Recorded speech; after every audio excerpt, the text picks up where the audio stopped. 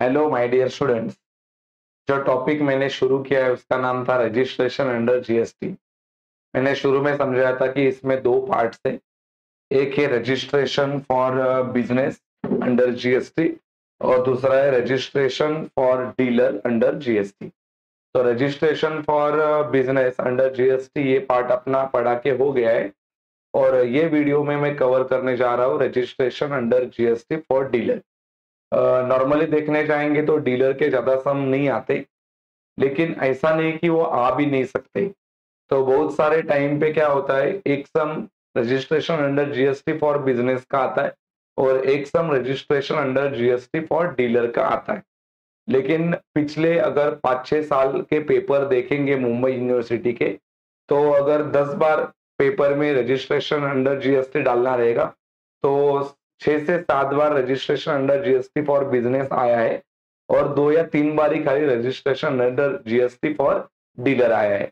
लेकिन आया तो comparatively registration under GST for business से ये वाला कंसेप्ट जो है बहुत सिंपल है। तो सबसे पहले मैं आपको इसके रूल्स बताता हूँ, फिर जो 2-3 सम आए थे इसके बोर्ड में वो मैं आपको सॉल्व करके बताऊंगा, तो आपका सारा कंसेप्ट कवर हो जाएगा। चलो देखते हैं पहले रूल्स इसके।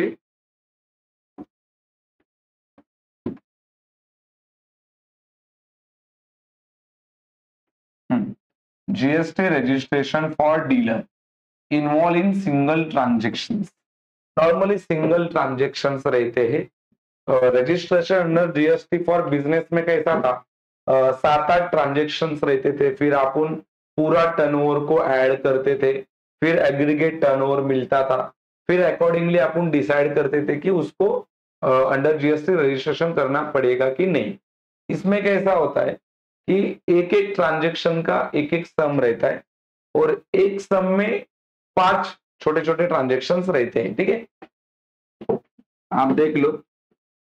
दो कैटेगरी है, एक है एमटीएनएल और संपत्ति एक कैटेगरी में और दूसरे कैटेगरी में है all other states. Sir MTNL और संपत्ति में कौन से स्टेट्स आते, इसके लिए आपको registration under GST for business वाला वीडियो है वो देखना पड़ेगा।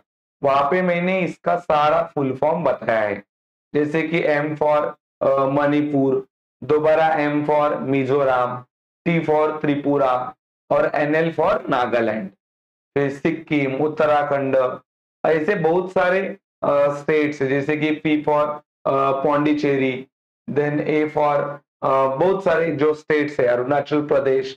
तो ये जो स्टेट्स है आपको वो स्टेट्स पहले देखने पड़ेंगे, एमटीएनएल और संपत्ति में कौन से आते। अगर यहाँ पे आपका सप्लाई हो रहा है और आपका एग्रीगेट टर्नओवर अगर 10 लाख से ज्यादा है, 10 लाख से ज्यादा है, तो आपको रजिस्ट्रेशन करना पड़ेगा अंडर जीएसटी। जैसे कि मान लो मेरा बिजनेस है सिक्किम में and my aggregate turnover is 11 lakh, so I have to be registered under GST. Then the rest of all other states, you can say Gujarat, Rajasthan, Tamil Nadu, Maharashtra, Karnataka, all states except MTNL and Sampat. MTNL और संपत को छोड़ के जो बाकी states है all comes under all other states. और अगर आपका बिजनेस ऑल अदर स्टेट्स में से कोई भी स्टेट्स में है और आपका एग्रीगेट टर्नओवर मोर देन कितना है sir, more than 20 lakhs, then you have to be registered under GST. So GST के अंडर रजिस्टर करना पड़ेगा कि नहीं, ये जानने के लिए सबसे पहले आपको देखना पड़ेगा आपका बिजनेस कौन से राज्य में और फिर देखना पड़ेगा अपना एग्रीगेट टर्नओवर कितना है। ठीक है, कंपल्सरी रजिस्ट्रेशन, कुछ इंपॉर्टेंट रूल्स है। You don't think it's compulsory registration, but you can say the extra rules. क्या है रूल्स, देखो पहला rules, for foreign citizen registration is compulsory. मान लो if you are a foreign citizen you are working in India, मान लो अगर आप फॉरेन सिटीजन हो and you are working in India in any states whether it is MTNL संपत और whether it is all other states, you have to be registered. You don't have to check how much is your turnover.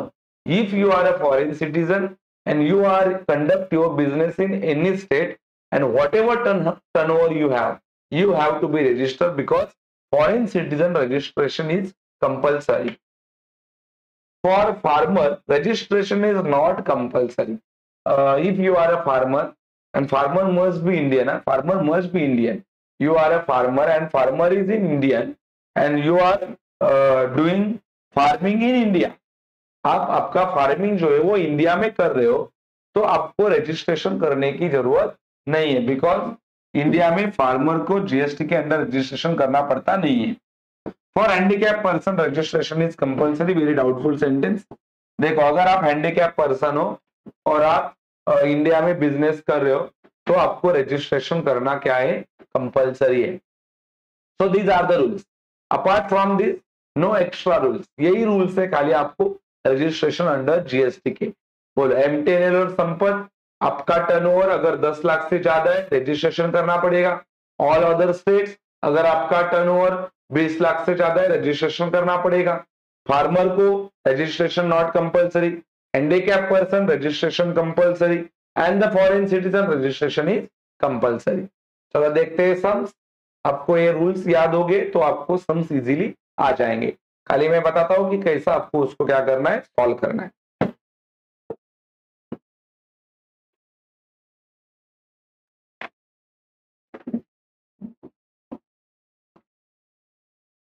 Yes, such kind of questions यहाँ पे solve करेंगे ये question को.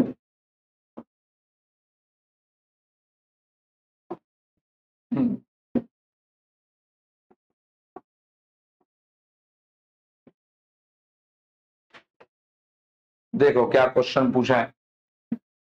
A trader in a state with the reasons whether देखो dealer is required to get registration under GST or not. इन्हीं पूरी आपको solve करना है. रीजन देके बताओ कि ये डीलर को अंडर जीएसटी रजिस्ट्रेशन करना पड़ेगा कि नहीं. A trader in the hilly regions, बोलो ये एक ट्रेडर है जो कहां पे बिजनेस कर रहा है, उत्तराखंड में. उत्तराखंड एमटीएनएल और संपत्ति में आता है.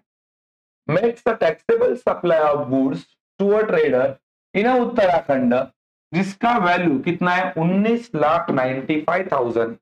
एमटीएनएल और संपत्ति में एसयू फॉर उत्तराखंड. तो उत्तराखंड का कंडीशन है अगर 10 लाख के ऊपर आपका टर्नओवर है तो उसको रजिस्ट्रेशन करना पड़ेगा.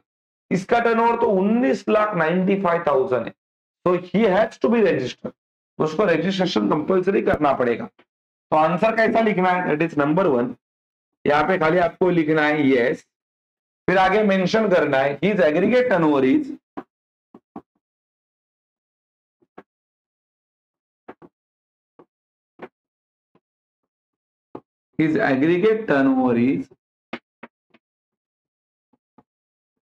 above the limit of rupees 10 lakhs. बोलो उसको रजिस्ट्रेशन करना पड़ेगा. क्यों रजिस्ट्रेशन करना पड़ेगा, यहाँ पे लिखा ना आपने. यस, रजिस्ट्रेशन करना पड़ेगा. क्यों, बिकॉज उसका एग्रीगेट टर्नओवर अबो मतलब ज्यादा है. जो लिमिट था कितना, 10 लाख से, तो 10 लाख से ज्यादा है तो रजिस्ट्रेशन करना पड़ेगा. सेकेंड में मेसा सिद्धि इंटरप्राइज देखो कहां पे बिजनेस कर रहा है, मेरठ. मेरठ यूपी में आता है. यूपी मतलब ऑल अदर स्टेट्स हो गया. Supply taxable services of ₹15 lakh with in the Meerut. Meerut में ही सप्लाई कर रहा है. कितने लाख का सर सप्लाई कर रहा है ये, 15 lakhs का सप्लाई कर रहा है. अभी मेरे को बताओ, ऑल अदर स्टेट्स का लिमिट है 20 लाख और इसका सप्लाई हो रहा है खाली 15 लाख का. तो रजिस्ट्रेशन इसको करने की जरूरत नहीं है. तो आंसर आएगा no. Is aggregate turnover is above नहीं, below. His aggregate turnover is below the limit of ₹20 lakhs. उसका एग्रीगेट टर्नओवर वो नहीं है, बिलो है 20 लाख के लिमिट से. चलो आगे. Mrs Roger bond, non resident, बोलो नॉन रेसिडेंट, बॉन्ड से ही मालूम पड़ता है ये इंडिया का नहीं है, मतलब ये फॉरेन सिटीजन। अभी इसका बिजनेस चल रहा है पुणे में, भाई कहां पे भी बिजनेस चले ना बाबा, बराबर कि नहीं, ये फॉरेन सिटीजन है, मतलब आपका आंसर आने वाला है यस, रीजन आएगा फॉर फॉरेन सिटीजन रूल्स में पढ़ा है मैंने अभी, registration is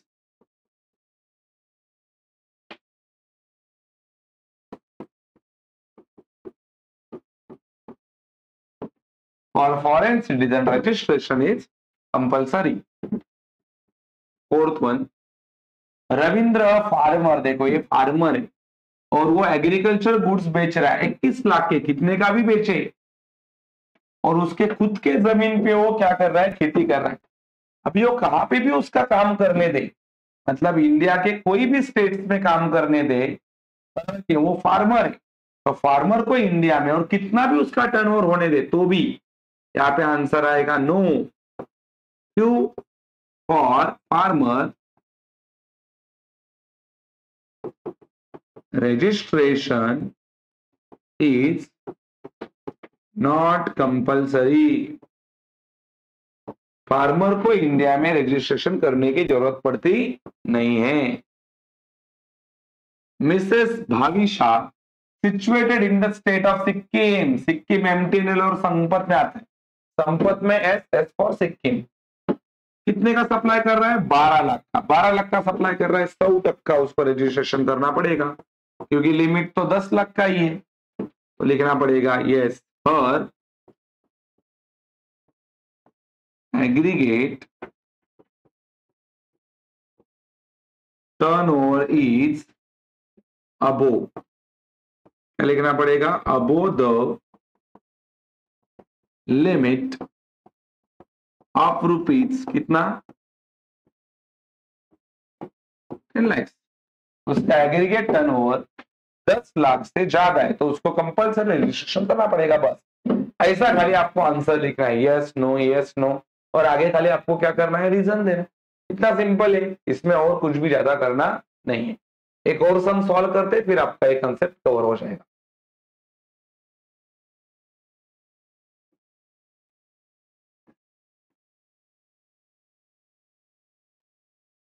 Not much space available here, so I can solve 2-3 sentence here and 2-3 sentence here.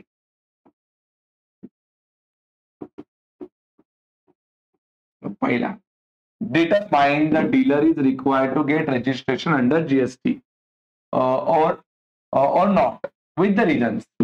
Registration करना पड़ेगा कि रजिस्ट्रेशन करना नहीं पड़ेगा, और साथ में उसने रीजंस भी देने बोले। Just a second,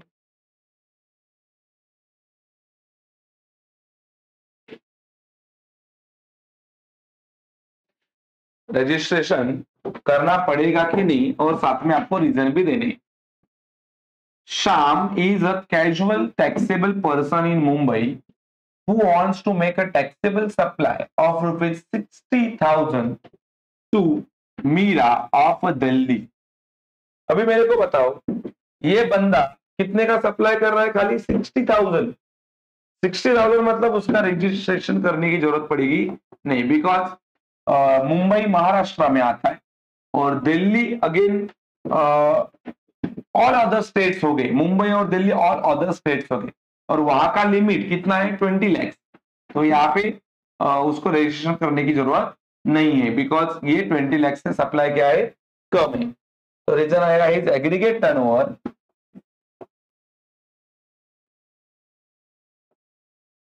is aggregate turnover is below the limit of rupees, कितना, 20 लाख। इसका एग्रीगेट टर्नओवर 20 लाख के लिमिट से कैसा है, कम है। Ajita is situated in the state of Nagaland, Nagaland MTNL में आता है, एनएल फॉर नागालैंड। कितने का सप्लाई कर रहा है? 10,15,000 रजिस्ट्रेशन करना पड़ेगा। Yes, is aggregate turnover is above the limit of ₹10 lakh, उसको रजिस्ट्रेशन कंपल्सरी करना पड़ेगा। Then Ashish is supplying exempt goods from Mumbai to Rajkot. His hotel turnover, उसका होटल का टर्नओवर 2024-25 साल का कितना है? 21 लाख। और मुंबई में उसका बिजनेस है, बोलो मुंबई में बिजनेस है तो 100% उसको रजिस्ट्रेशन करना पड़ेगा, क्योंकि उसका टर्नओवर 20 लाख के लिमिट से कैसा है? ज्यादा है। Is aggregate turnover is above the limit Maharashtra all other states में आता है, तो ऑल अदर स्टेट्स का लिमिट 20 लाख है और इसका लिमिट कितना है? 21 लाख है इसका टर्नओवर, तो 100% रजिस्ट्रेशन करना ही है। Messrs Dhanakoti, mister Dhanakoti supply agriculture products cultivated by him and his family members, turnover is 30 lakh. बोल एग्रीकल्चर मतलब ये फार्मर है, तो इसका आंसर क्या आएगा? नो। और farmers registration is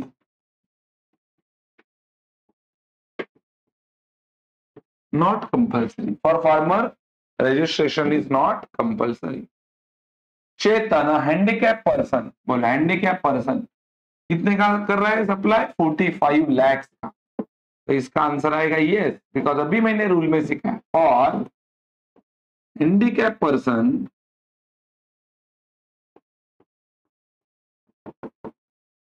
for handicapped person